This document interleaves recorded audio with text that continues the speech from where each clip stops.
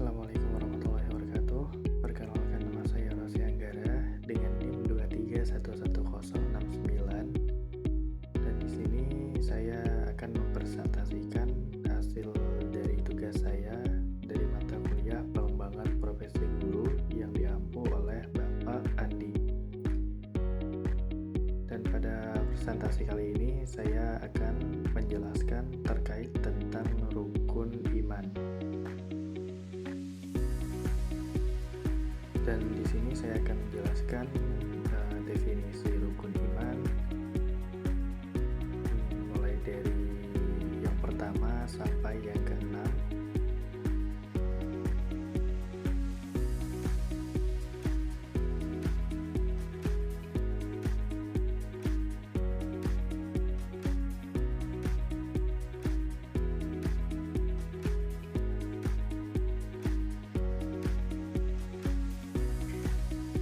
Jadi secara bahasa, iman berarti percaya atau meyakini, sedangkan secara istilah dalam ajaran Islam, iman adalah meyakini dengan hati, diucapkan dengan lisan, dan diamalkan dengan perbuatan.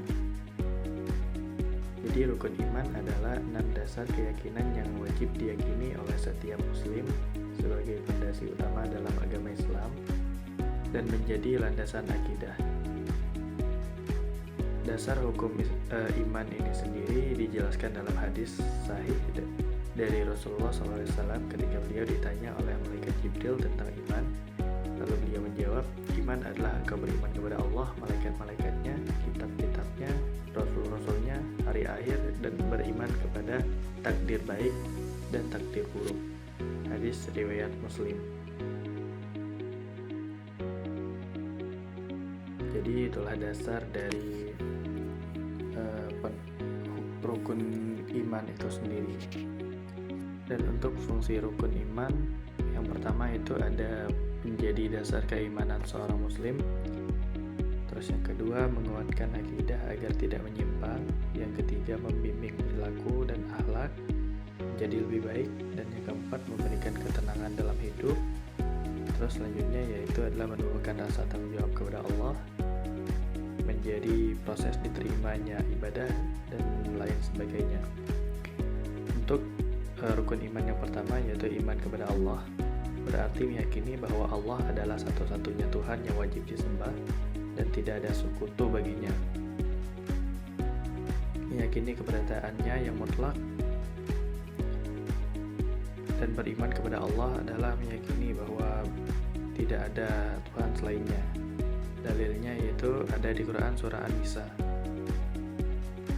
Dan keyakinan ini mencakup rukun, yaitu yang pertama meyakini keesaan Allah, ketauhidan.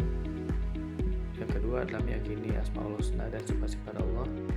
Yang ketiga menyembah Allah dengan ikhlas. Contoh pengalaman yang dapat diambil dari rukun iman yang pertama yaitu rajin sholat dan berdoa hanya kepada Allah, menghindari syirik dan bertawakal kepada Allah. Terus iman kepada malaikat-malaikat Allah merupakan rukun iman yang kedua. Malaikat adalah makhluk gaib yang diciptakan Allah dari cahaya dan akan selalu taat kepada Allah. Nah, sebagai seorang muslim kita wajib mengimani keberadaan para malaikat walaupun tidak dapat melihatnya.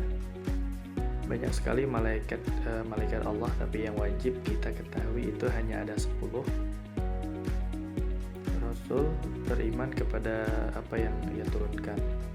Itu terdapat dalam dalilnya di PPT. Dan malaikat yang wajib kita ketahui itu ada 10.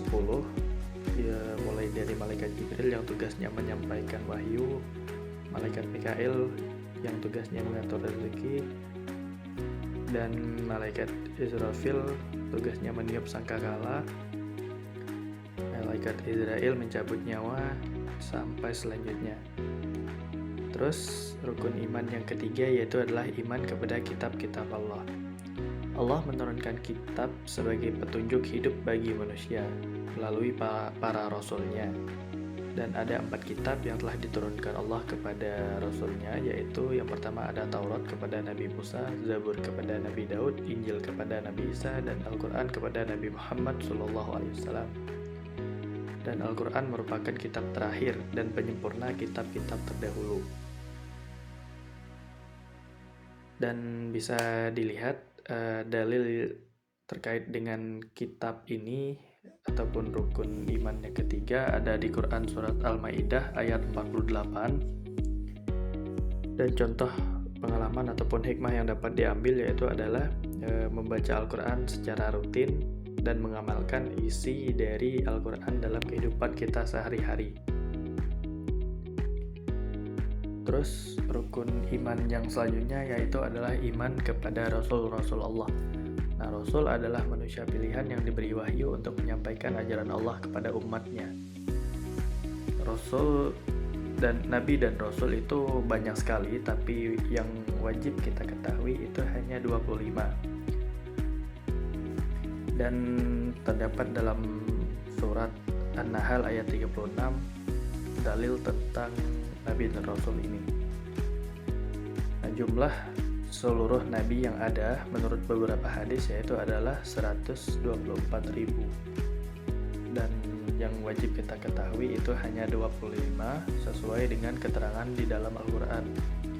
Dan di dalam 25 Nabi tersebut ada 6 Nabi yang termasuk Nabi Ulul Azmi, yaitu Nabi Nuh, Nabi Ibrahim, Nabi Musa, Nabi Isa, dan Nabi Muhammad SAW. Dan 25 Nabi yang wajib kita ketahui yaitu ada Nabi Adam, Nabi Idris, Nabi Nuh, Nabi Hud, Nabi Saleh, Nabi Ibrahim, Nabi Lut, Nabi Ismail, Nabi Ishak, Nabi Yakub, Nabi Yusuf, Nabi Ayub, Nabi Shu'aib, Nabi Musa, Nabi Harun, Nabi Zulkifli, Nabi Daud, Nabi Sulaiman, Nabi Ilyas, Nabi Ilyasa, Nabi Yunus, Nabi Zakaria, Nabi Yahya, dan Nabi Muhammad SAW. Terus selanjutnya yaitu rukun iman selanjutnya adalah iman kepada hari akhir. Berarti meyakini bahwa kehidupan di dunia ini bersifat sementara dan akan ada hari kebangkitan setelah kematian untuk mempertanggungjawabkan seluruh perbuatan. Dan hari itu dinamakan dengan hari kiamat, terus kebangkitan dari kubur, perhitungan amal, jannah dan neraka. Dan dalil yang menjelaskan tentang hari akhir ini ada di Quran surah Ghafir ayat 59.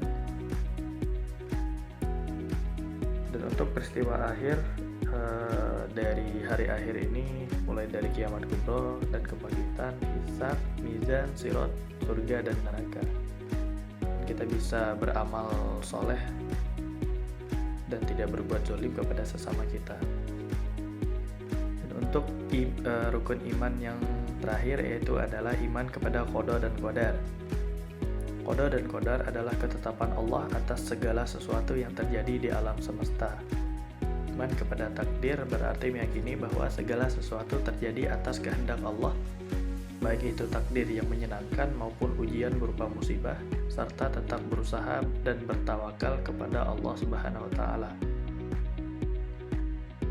Dalil tentang qada dan qadar ada dalam Quran surat Al-Qamar ayat 49 yang berarti sesungguhnya kami menciptakan segala sesuatu menurut ukurannya ataupun takdir. Dan bisa diambil hikmahnya dari rukun iman ini yaitu bersyukur atas nikmat yang telah diberikan Allah, sabar atas ujian, dan senantiasa bertawakal setelah berusaha. Dan untuk kesimpulan dari rukun iman ini yaitu adalah rukun iman merupakan fondasi utama dalam ajaran Islam yang terdiri dari 6 pokok keimanan.